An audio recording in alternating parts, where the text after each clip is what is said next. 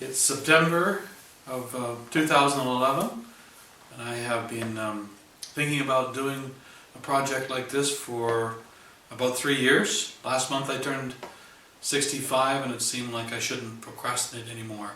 Thank you very much for watching this video. I really will appreciate it if you'll watch it to the end.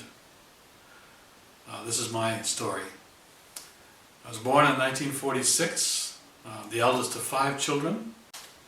My parents were 20 and 21 years of age when I was born. We lived in London, Ontario during the first 8 years of my life, and then to a little farming community just north of London until I was aged 12. We moved to North Bay until I was age 16, briefly in a town called Capreol for a year, and then down to Toronto at age 17.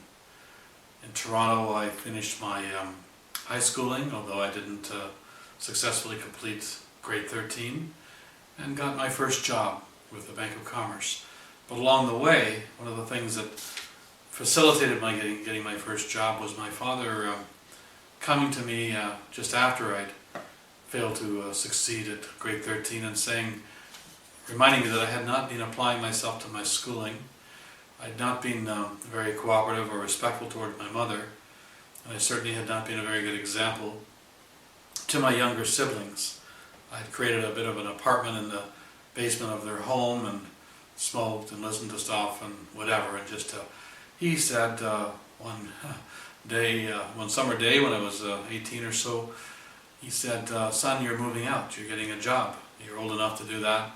He had had a job since he was 15, worked for 41 years for the Canadian National Railway. In any case, I was successful in getting a job with the Bank of Commerce and was put into their management training program, and I think I had a little more fear of disappointing by then, and I did apply myself somewhat and was promoted fairly rapidly through a series of 4 branches with the bank until at age 21. In my 3rd year I was made accountant office manager of a branch at Brimley and Lawrence in Scarborough with 10 or 12 direct reports and a lot of responsibility. And I was something of an idiot, something of a immature leader of men and women. In any case, along the way I started dating a young lady who was a school teacher in St. Catharines, and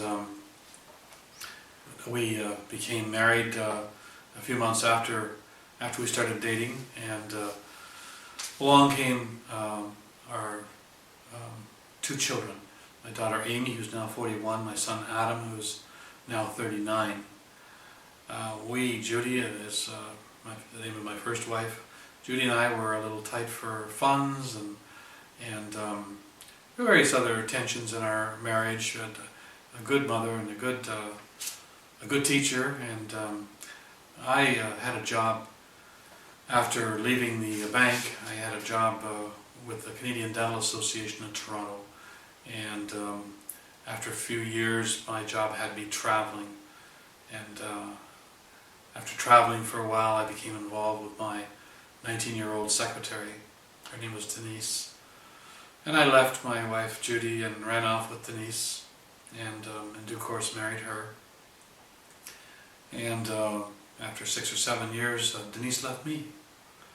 So here I was at age 34, what I called a double retread. I'd had 2 failed marriages. My career in the meantime had gone quite well. I had progressed from accountant office manager at the Canadian Dental Association to their conventions manager, planning conventions all across Canada.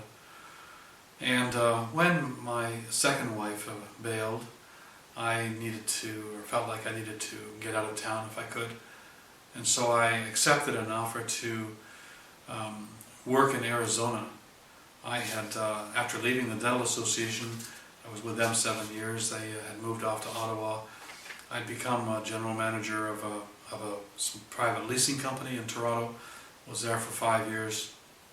They bought an American leasing company. I went down to manage it, develop and diversify it.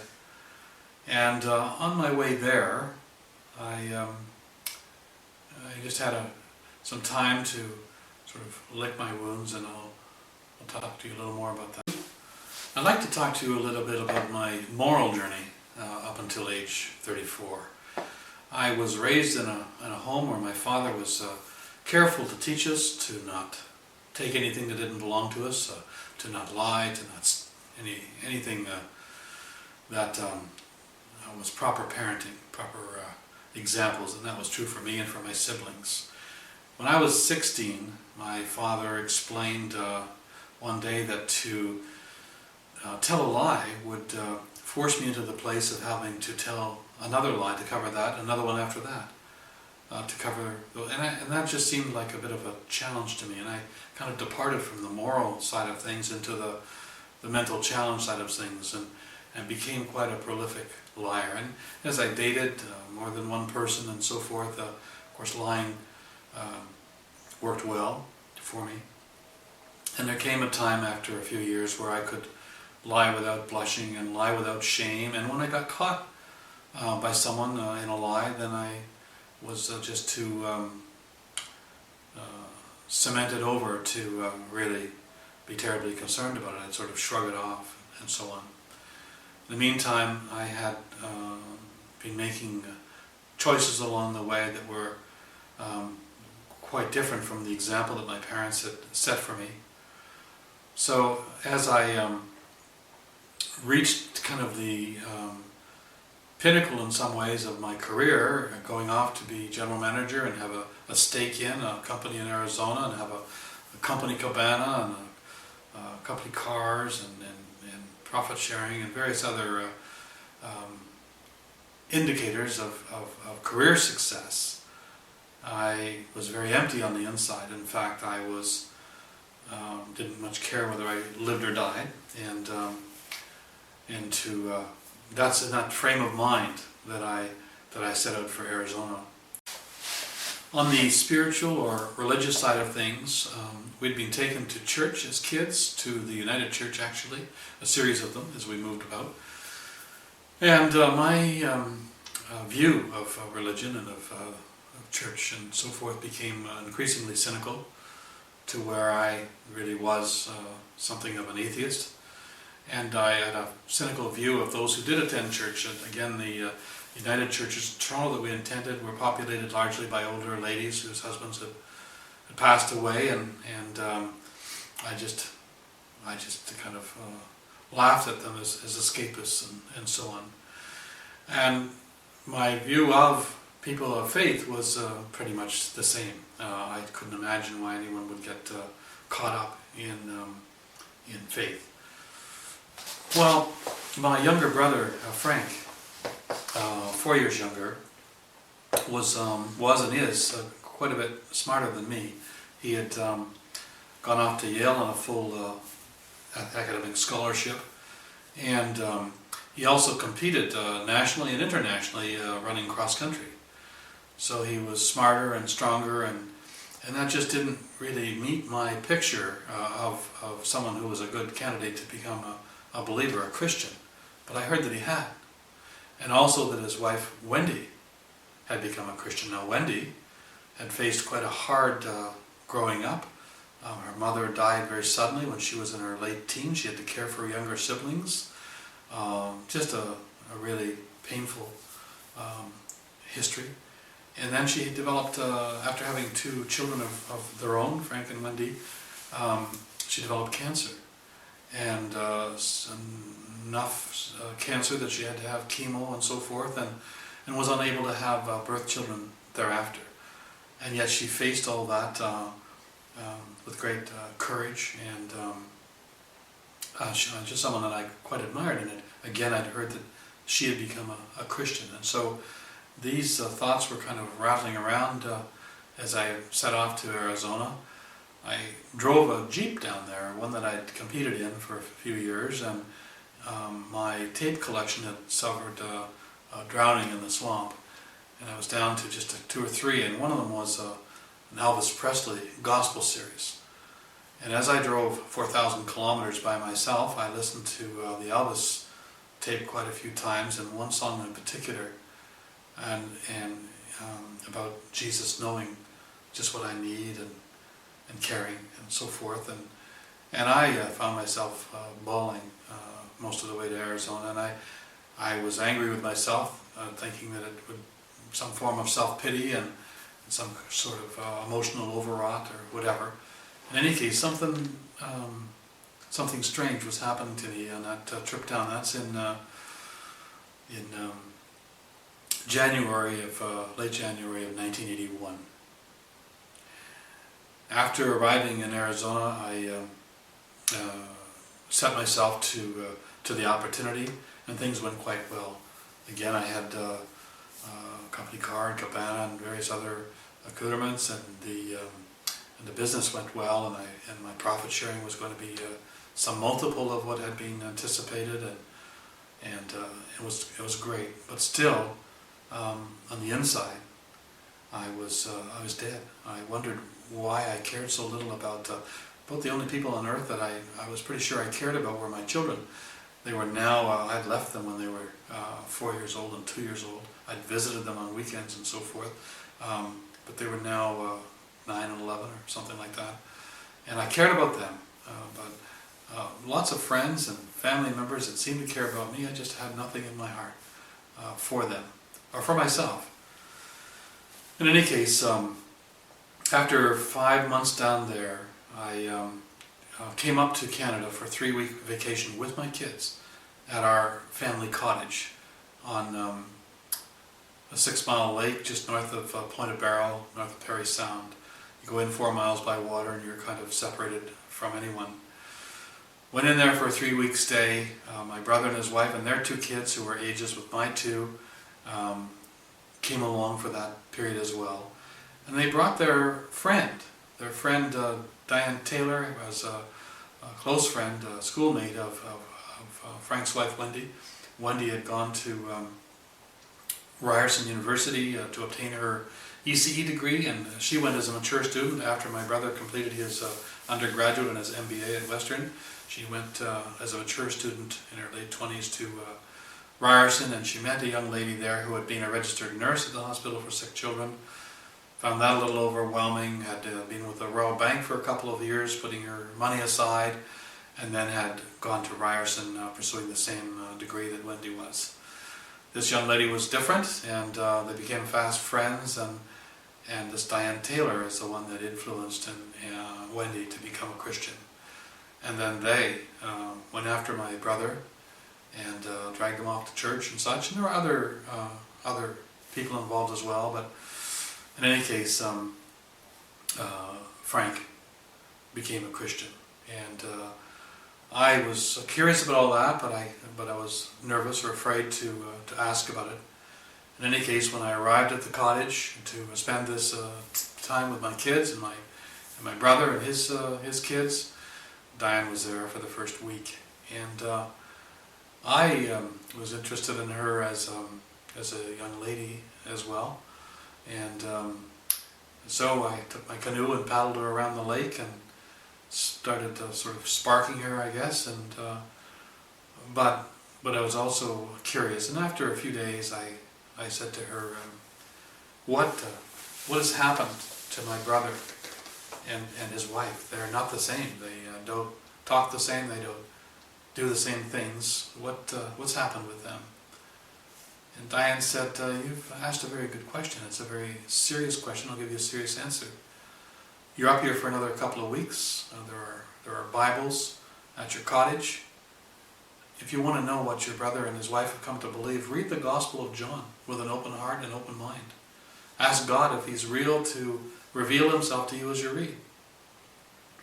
Don't read when you're too tired. Don't read when you're preoccupied. Just read the Gospel of John. Try to consume it. Try to hear God as you read it.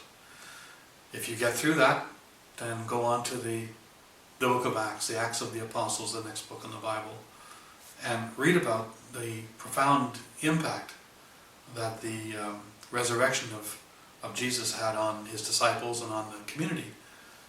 And the book after that you might can continue into is the book of Romans. The book of Romans is a very powerful and very instructive book.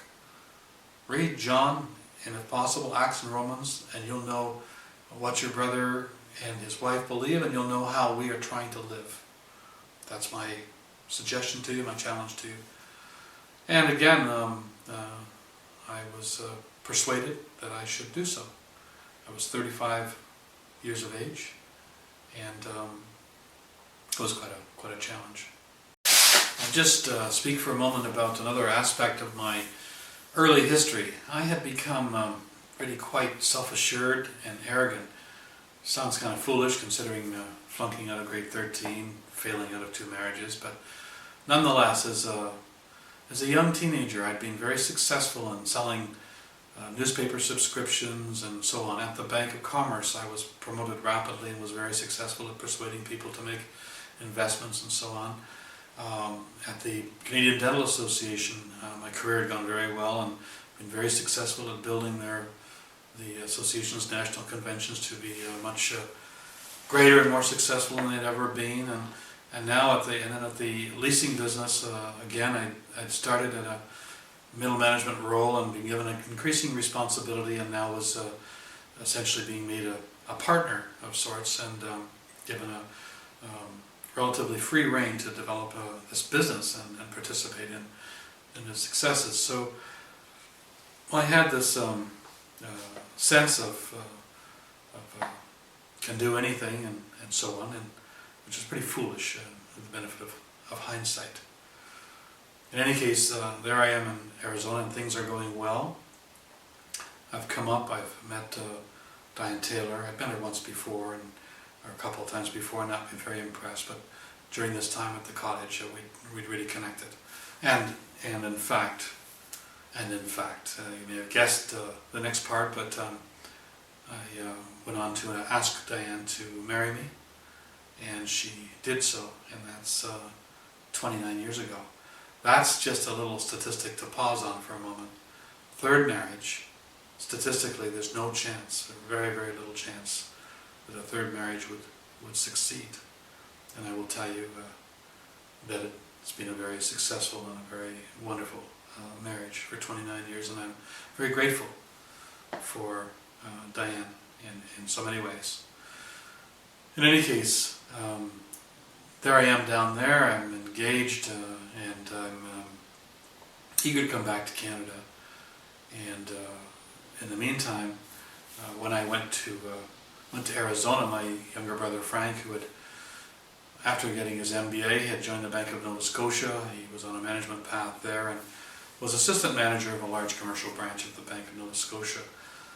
The shareholders were agreed to engage him as general manager of the Canadian operation of the leasing business that I had departed from, and so now we both work for the same company in different countries. Change of ownership in that leasing company, and change of management, and he was having trouble getting paid. I was having trouble getting paid, and we both. I was a brand new Christian. He was a pretty new Christian. And we didn't think very much of the people that we were working with and for. So we began casting about, looking for a new employment opportunity.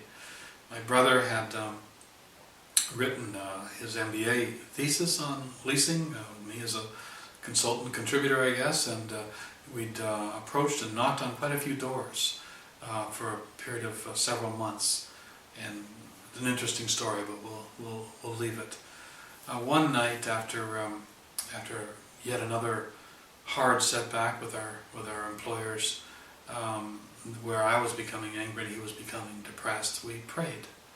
As new Christians, we prayed that God would make a way for us to leave our present employers. We both had obligations, kids to support and so forth. We needed a job, that he would make an opportunity. The very next day, my brother was, as a salesman, at a computer show, and a chap walked up to him and remembered him from the Bank of Nova Scotia and asked what he was about. And he said he worked for a leasing company, and this fellow said, my friend is the president of a trust company and they want to start a leasing company. Would you be interested to meet with him and discuss his needs, or something to that effect? And we were quite keen to do that, and so we did in fact meet with the the president of a company called Municipal Savings and Loan, also Municipal Trust.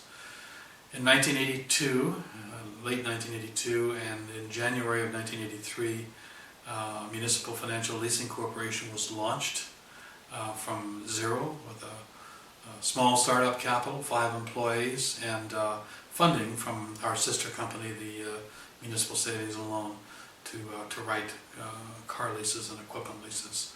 We had an initial target of $5 million in sales, and we were committed to be profitable within 3 years.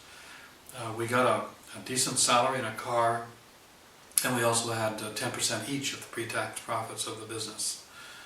Well, the business did very well. God blessed the business. The business did incredibly well. And instead of $5 million, we did $9 million in the first year. And instead of being profitable in 3 years, we were profitable in the first year. And for the next 14 years, the business grew to a peak number of employees of 180, and to a peak sales of $130 million per year, and to peak profits of $4.7 million in the final year of operation. We were getting 10% each of that. That was a pretty healthy profit sharing. Assets, $260 million. It was a wonderful business. I had been made the president and chief operating officer after the first several years. Cousin of the president of the trust company had been the senior officer for the first several years, and then I was promoted to president and chief operating officer for the last perhaps 8 or 9 years of the business. In any case, the sister, the trust company, made some rather poor investment decisions and needed to be capitalized by the regulatory requirements, and sold off some leases, and then sold off the leasing business, and then and so on. Briefly, my brother and I were senior vice presidents with AT&T Capital for 6 or 7 months, and then we started our own business. I'm jumping ahead to 1995. We started our own business called Auto Depot. Michael Korn spoke for us we were in business for 3 years, and we tried very hard to apply the golden rule to the car leasing business, and to provide a good solution for people who wanted to obtain a vehicle to replace their old one. And we were undercapitalized, and probably made we made strategic errors as well, and we had mortgaged our homes. We went without salaries for 18 months, and we ran out of road. The company failed, and that was in 1999. Auto Depot failed. We didn't have to go bankrupt personally, but we were left jobless and with no savings, no homes, or no real equity, and so on. So that was a bit of a setback. We were unable to have birth children. I'd had a vasectomy during my second marriage, and we were successful in adopting a newborn named Stephen in the second, I think, year of our marriage. And Stephen is now 26. I guess it would be the third year of our marriage. And he grew up to be a wonderful young man.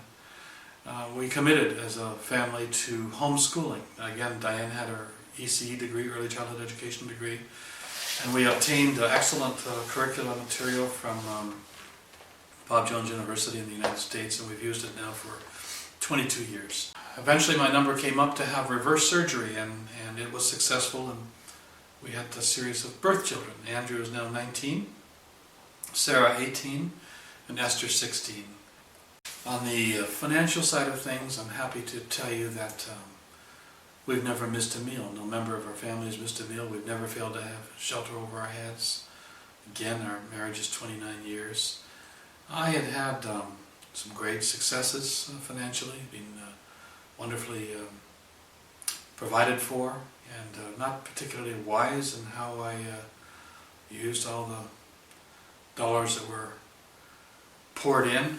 We had a big home, and and lots of toys and so forth.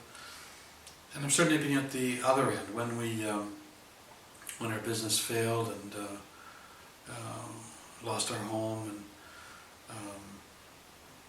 lived in a very small place and had very little money. You know, it's pretty hard finding a job in your mid-50s, and with three young kids at home. And but again, we never knocked on any doors asking for anything. But the good Lord sent so many people to help us in very practical ways, and provided a bit of a business opportunity for me as well. I used the last of our savings, our RSP savings, to buy a laser engraver to start engraving plaques and photos and so forth, and I've done that now for 11 years.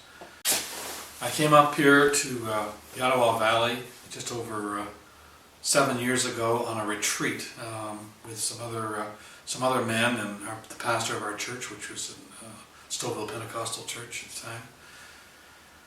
And while visiting here, we walked this beautiful property, 344-acre property, and met President's wife, who was I was acquainted with. Gave us a tour of a century home, a log home that had been on the property for quite a while, and asked what the plans were for that home, and she mentioned that they were looking for someone in the marketing area. And I hadn't prepared a resume in 25 years, but I did, and sent it to her husband, the president, and he in turn forwarded it to our general manager, also an acquaintance, now a friend. And some discussion took place over the next month or 6 weeks, and shortly in the story, I was offered a position, and came here July of 2004 with my young family, and moved into a park, from a small home to a medium-sized home. And while in the salad years, we lived in a large home, but we're very grateful for we were able to rent a home that's perfectly adequate for our needs, and have a job that we feel we're making a contribution, have a second source of income with young family was very, very helpful as well. And health and strength. I'm 65, I can run up a flight of stairs, I really have no issues. I don't know how many days, weeks, months, or years I have, neither do you. I've just had people my age and age zone suddenly run into very serious and sometimes fatal situations, and it's a little sobering as you get older. And but I'm grateful that I'm healthy. We'll talk for a moment about stuff. As I went down to Arizona and managed a luxury car leasing company, I got to indulge myself in so many things that I'd dreamed about. For example, sports cars, luxury cars. Again, as general manager of a luxury car leasing company, I got to drive Porsches and Mercedes and Corvettes and Excaliburs and big trucks and all kinds of stuff that seemed like it would make a difference. And of course, I'd had my racing Jeep. I'd raced it for 5 years, and down there, we had a mechanic and service people, and I got it all souped up and tricked up and so forth. And you can imagine how foolish I had a painted black Emerald, shiny black Jeep with steel floors and headers, exhausts under the floor. So you could fry an egg on the floor, but it was part of my persona to go rumbling around in Phoenix in this black, noisy muscle Jeep. And all that changed when I became a Christian after 6 or 7 months in Arizona. My whole outlook on so many things changed. I my appetites, my want-tos, just began to change. As I read the Bible and I read about idols and God's view of idols, I became convinced that my Jeep had to go.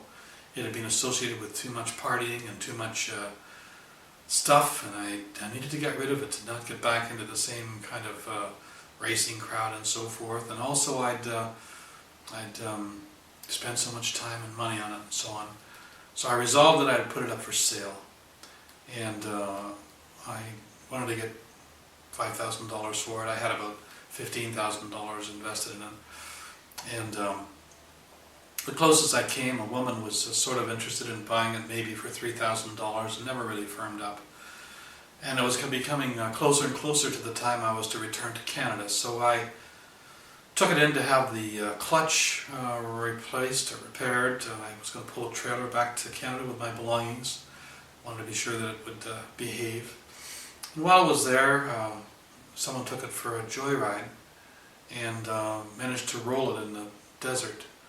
I didn't know this. It came back and I was kind of, what on earth has happened to my Jeep? The taillight lenses are on upside down. The tinted glass windshield is now clear. The various other things that indicated, oh, the hood, which had been shiny black, was now ordinary black. And called the owner of the clutch shop up and said, what's happened? And he said, oh, well, service guy, was backing up, backed into a truck. That's how your taillights got broken. And then he was so startled that he stuck it in first gear and drove forward and that's how your hood got scraped. And anyway, I said, you're lying to me. Someone's taken it for a joyride and rolled it.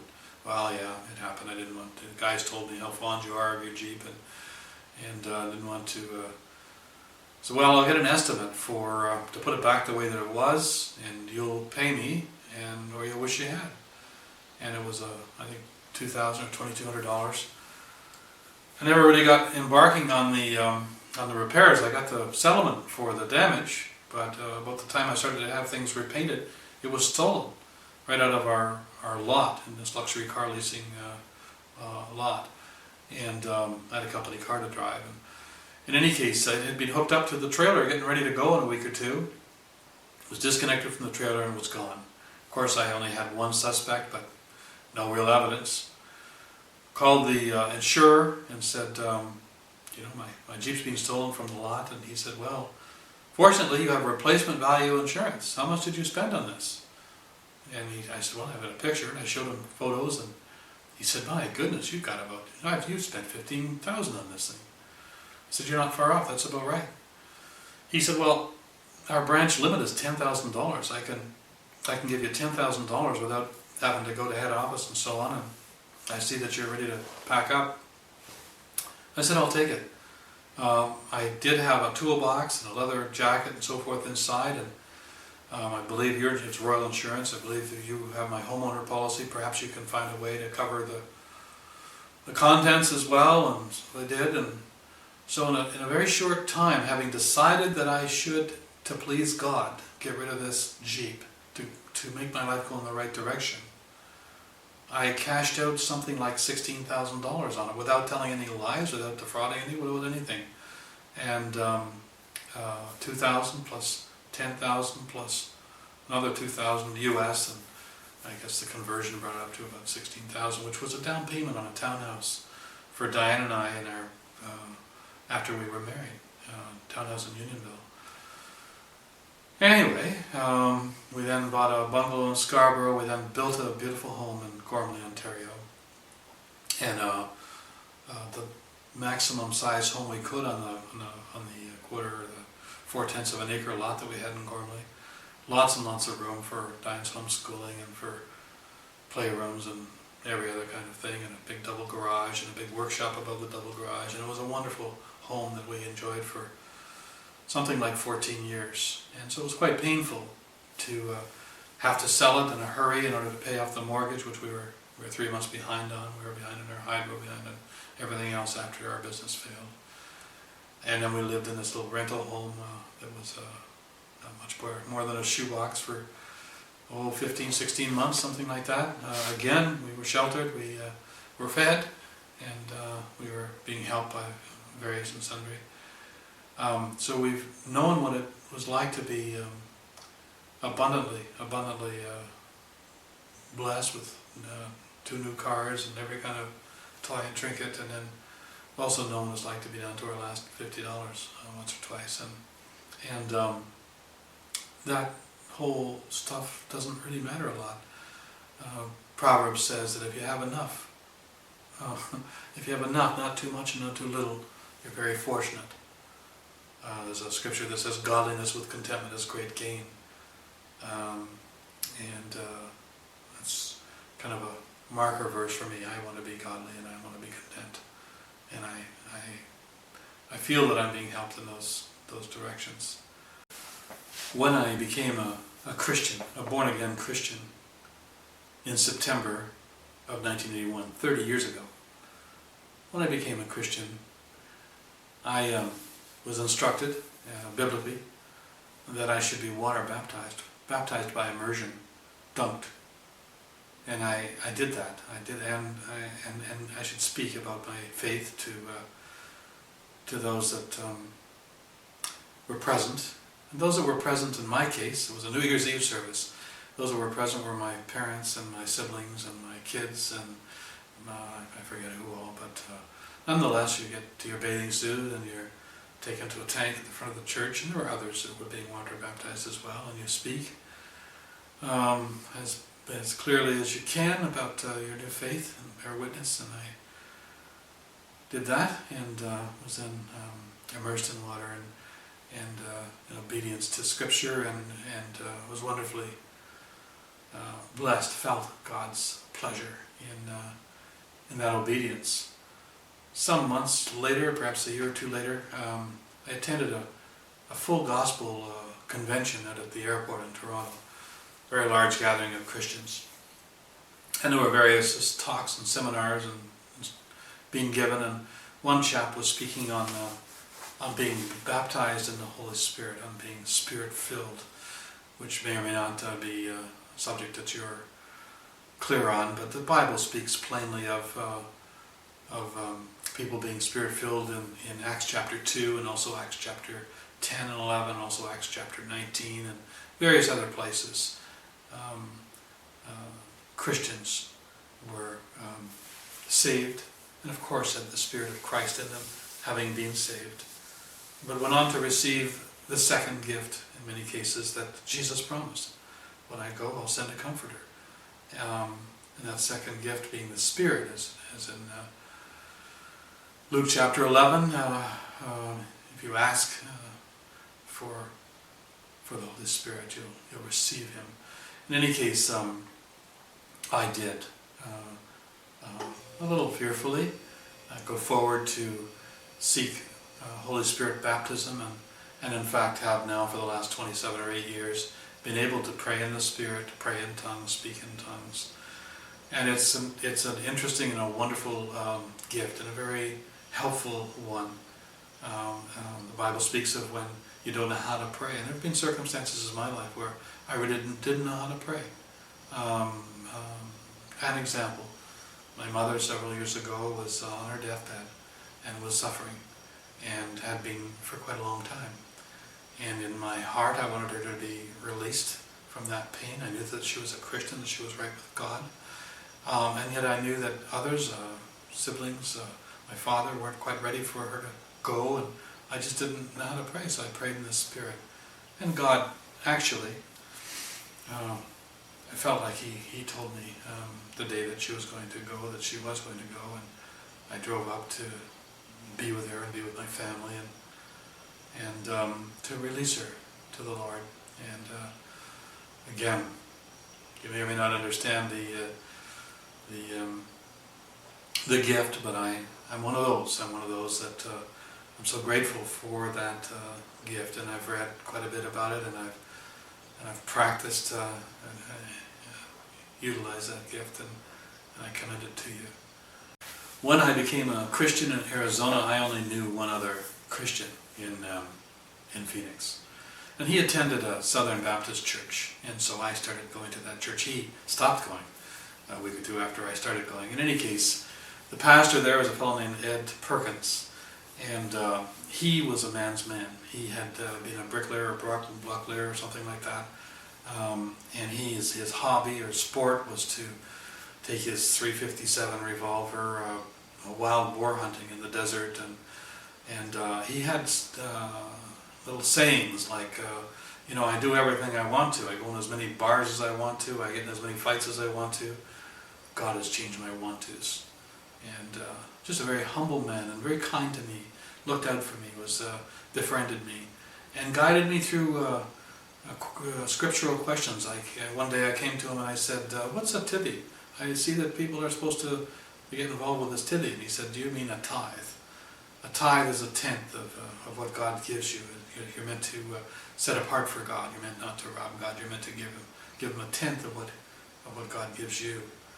Okay, and I understood that, and I began to do that again 29 years ago, and by His grace I've been able to do that for 29 years. But Pastor Perkins is the one that put me on the right path. Now, during my time in Arizona, I was coming up every 3 weeks for 5 days to Toronto. I'd fly up for 5 days, back down for 16 days, back up for 5 days for 16 months. My purpose in going up was to be with my kids, and also to get to see my employers for a day or two, and then go back down. While I was up in Toronto, I attended a Pentecostal church, which is where Diane and Wendy and Frank and others in my Canadian church family attended. I went to a Pentecostal church in Arizona. I was going to a Southern Baptist church, and I began to notice differences in them. And yet these were all such wonderful, godly pastors that were involved. And they all knew far more than I knew of Scripture. And so when I was reading my Bible every day, I was actually hiding out from the people that I'd been hanging out with in Arizona. I went into my cabana and I just read my Bible. I read it from cover to cover in the first 3 months of being a Christian. And as I read, I just sort of tried to make a deal with God. I said, I know there are differences in what's being taught, and I ask you, Lord, to show me what's right for me as I read your word. Show me which of these points of view is right for me. And meanwhile, let me respect whatever I'm being taught. Let me absorb without fear whatever I'm being taught in Canada and Arizona, and not get caught up in the differences. And about a year later, he showed me a verse in Acts chapter 17, verse 11, in the New International Version. It says, the Bereans were more noble than the Thessalonians. They listened eagerly to what Paul had to say and searched the Scriptures daily to see if it was true. And that just seemed like a confirmation to me that I had the right plan. And of course, as I've told you, I went on to become a Pentecostal and become Spirit-filled, but with the greatest love and respect for my Baptist brothers in Christ.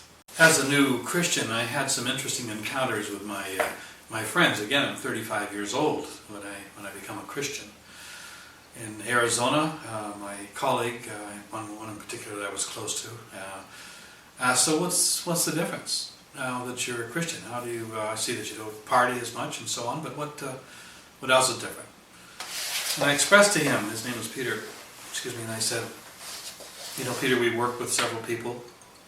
There's an older lady over there that keeps the books, and the truth is that a few months ago I wouldn't have cared whether she lived or died. I bore her no ill will, but I just didn't really care about her.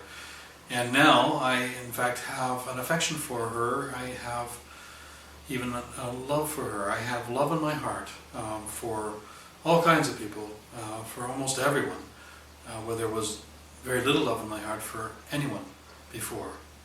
And the second thing that's really different is that I have what the Bible describes as peace that surpasses understanding. I thought I was a pretty laid-back guy before I was a Christian. I rarely blew up and shouted and things like that.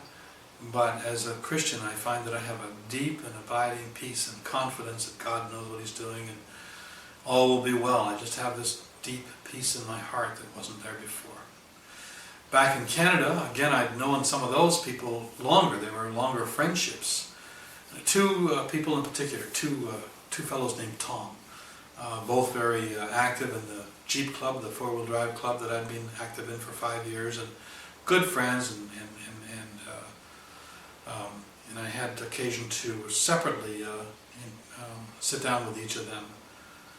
And and the predicted question came from one of the Toms. He said, I'm happy for you that you have religion and everything. I'm happy that you've got this thing in your life. I really am. But I wonder why it is that you guys that get religion feel like you need to tell people like me about it. It's a good question. And I said, Tom, you and I have been through some adventures. Imagine that we set out in one of our jeeps across a great wide desert, finding our way across and having our compass and everything, quite confident we could. And we get about halfway across, we're off the beaten path, and the jeep breaks down. And we know that we're in trouble. You set out one way looking for food, for sustenance, you're hungry. I know that the real problem is water, that we better find some water. Perhaps you know it too, but you're looking for food, I'm looking for water. I come over a hill after a while, and there sits a big reservoir with a man in front of it, and he gives me as much as I can drink, and he gives me an assurance that for the rest of the time I'm in this desert, I can get water as much as I want from him, and I'm not going to die of thirst. I may have to scramble for food, but I'm not going to die of thirst. I'm covered. And he says, there's only one thing that I'd like you to do for me. I've saved your life, and I've assured you that I'm going to sustain your life. Go tell your friend Tom where the water is. Do that for me. And that's what Christ asked me to do. He asked me to go tell my friends where the life is. With that Tom, or with the other Tom, I had another little picture that I think God gave me, and it goes like this. This cottage where I met Diane and so forth, my parents' cottage, 4 miles in by water. Behind it was about 1,000 acres of crown land. And my kids and I used to go back exploring, and we'd go back quite a ways, and we'd come back out to the lake, and sometimes we'd come back out to the cottage, but occasionally we'd come out quite a ways down the lake from the cottage. And I would look up and down the lake, of which we traveled by boat many times, and after a while get my bearings. And I'd know which way I had to go down the lake shore to get to the cottage. And my point was that a few moments before I found the lake, I didn't know I was lost, but I was lost. And once I found the lake, I was still lost, but I knew my way home. I didn't know I was lost until I was found.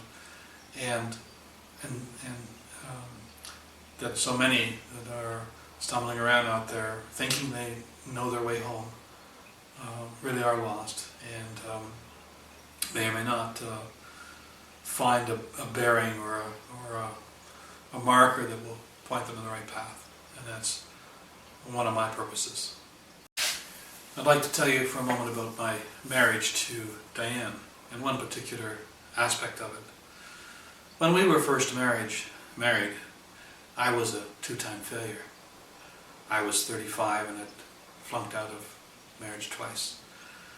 Diane was 29, she'd never been married, but she'd grown up in a home where her mother was a professional, a registered nurse, and her father, he became a person in management, but he'd started out in some measure of a laboring role.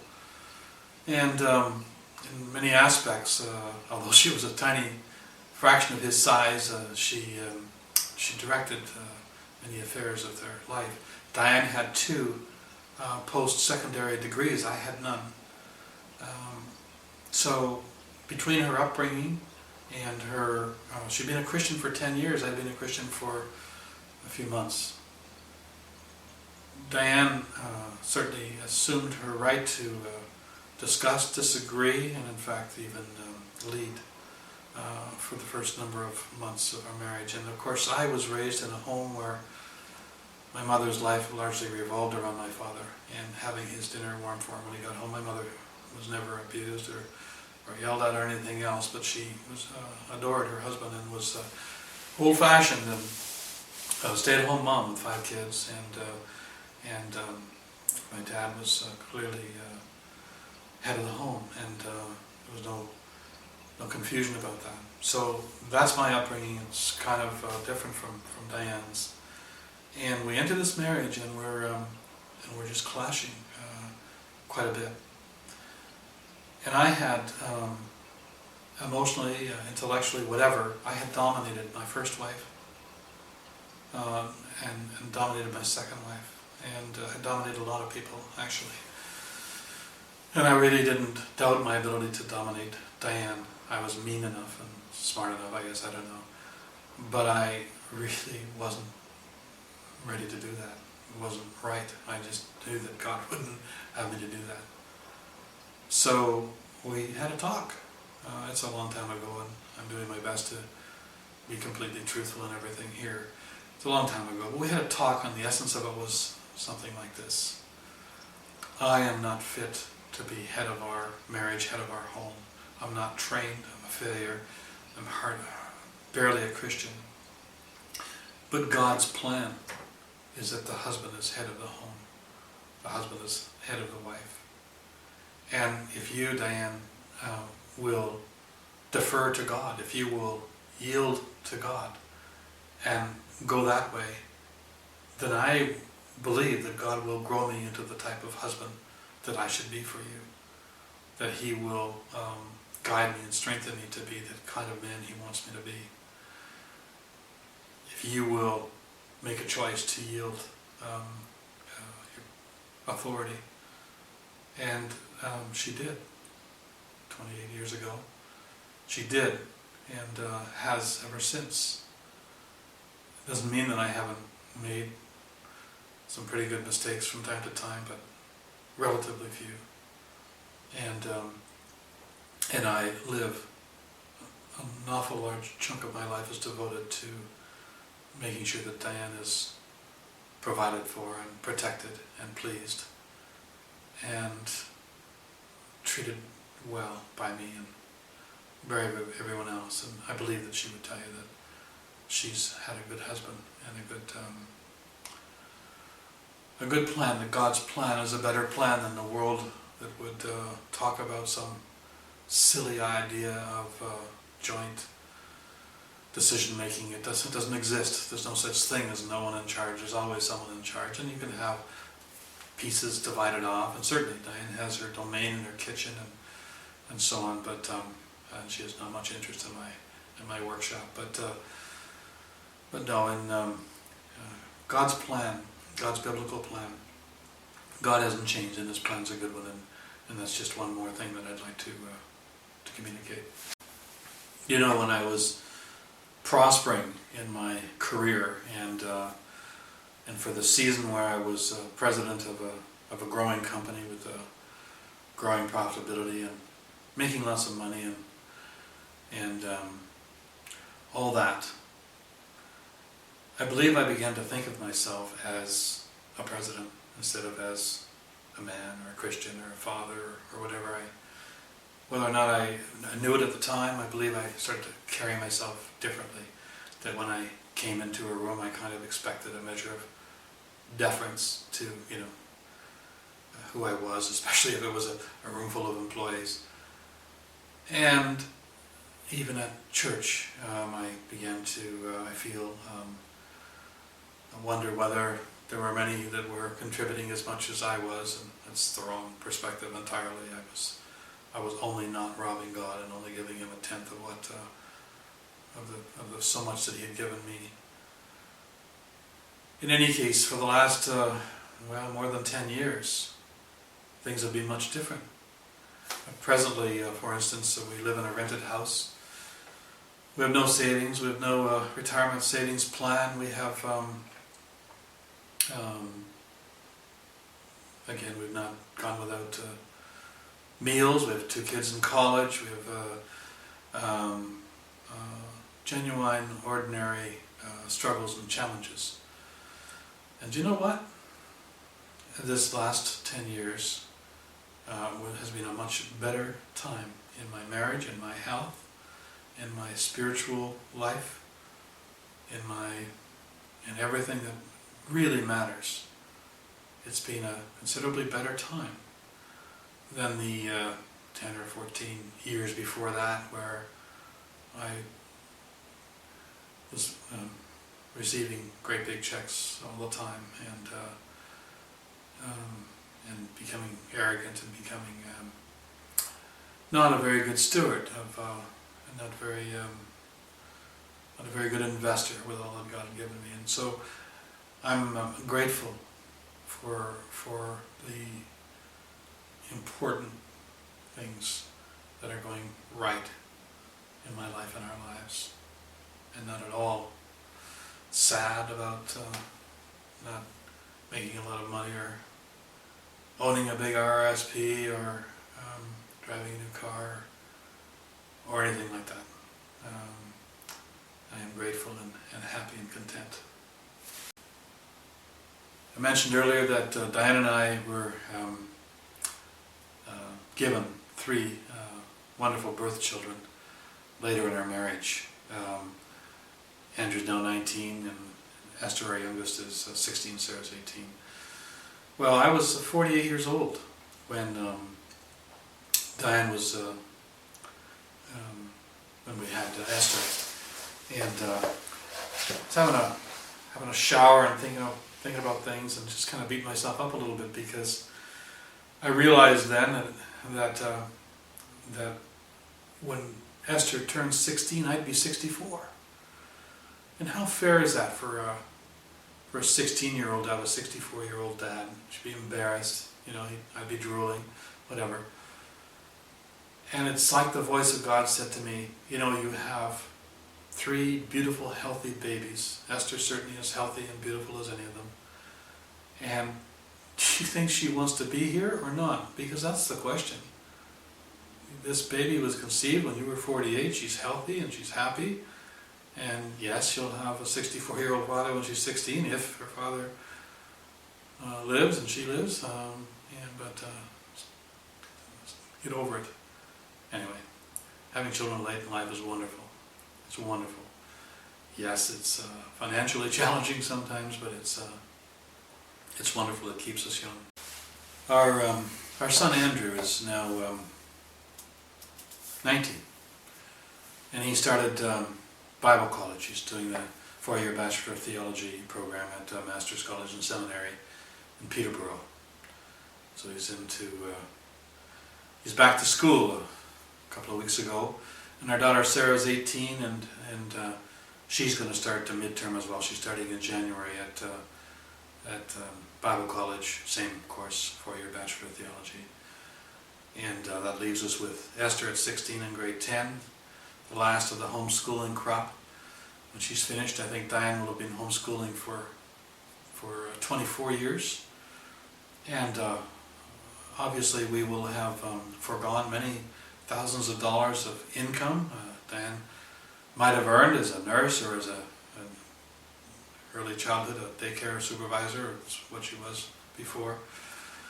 And but it's the greatest privilege, asking Diane, it's the greatest privilege that Diane has enjoyed. It's the greatest blessing and gift we think that our children have enjoyed. They're wonderfully secure and natural leaders, and they haven't been exposed to all the things that kids get exposed to on buses and in grade schools, and we haven't worried a speck about their socialization. Sarah has been leading Bible studies with teenagers for the last 4 years. Andrew is an outgoing, natural, 6'8", full of beans guy, and Esther is quite a young woman in her own right. These are wonderful, healthy, well-adjusted children and well-equipped for adulthood, and we're so grateful that they're on the beam. One of the decisions that we made 10 or 11 years ago, I found that when my little kids came into the room when I'm watching news or watching a cop show or whatever, Law and Order or whatever, I'd either shoo them away or shut the television down because I didn't want to expose them to, or stupid commercials about the crypt and such, just garbage. And we made a decision that television really didn't have a place in our home anymore. And we'd been talking about it for some length of time, but we finally just pulled the plug. Part of it was financial. We'd been paying for dish services and so on. So we just unplugged completely from television more than 10 years ago. Now we have a vast collection of DVDs and VHSs and so on, and we certainly enjoy to watch older shows and older movies and decent movies. And on that note, I would take a moment to tell you about my 4 favorite all-time movies. They're available, all of them are available through Amazon or whatever. A group of people in Georgia did a movie called Flywheel. Fantastic movie, one of my all-time favorites. And the next movie that they produced was called Facing the Giants, a little wider known movie, wonderful movie. And then after that they did a movie called Fireproof, and you may have heard of Fireproof. It's gone quite a ways. And then another movie that is called The Road to Redemption. It's Redemption, Montana. It's a journey that a man and his granddaughter take, and fantastic movies, amazing movies. They're favorites for our family. We watch them all. Our kids would say too many times, but they're fantastic movies, and I recommend them to you. I'm going to read you something that I wrote before producing this video. I just wanted to be sure that I said it right. My only fear is for those I care for that are not born-again Christians, people that might spend eternity in hell instead of heaven if they do not accept the sacrifice of Jesus for their sins and do not accept Jesus as absolute Lord also. It's not easy to know who is and who isn't born again, especially if you haven't been in touch with people for a while. Some people call themselves Christians, but are not living trying their best to please Jesus in everything they do. I try to live that way now. I fail sometimes, but my desire is to be the man God wants me to be. Part of that is speaking up about who He is and what He's done for me and mine. And that's the purpose of this video. Thank you for watching.